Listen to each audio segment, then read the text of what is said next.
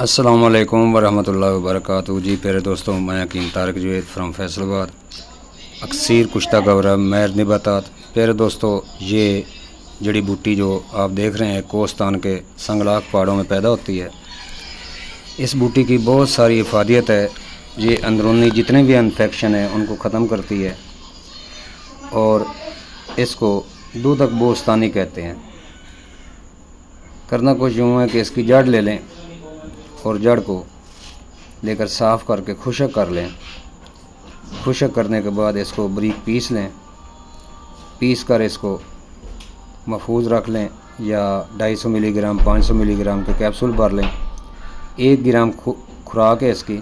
निशानी इसकी ये है कि इसमें से दूध भी निकलता है, इसलिए इसको दूधक बोस्तानी कहते हैं। तो प्यारे दोस्तों, इसकी खुराक 1 माशा है।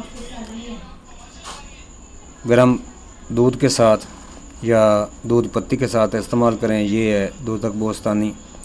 हर किस्म के बुखार, यहाँ तक कि टाइफाइड, बिगड़ा टाइफाइड हो तो उसके लिए भी ये अक्सर बूटी है।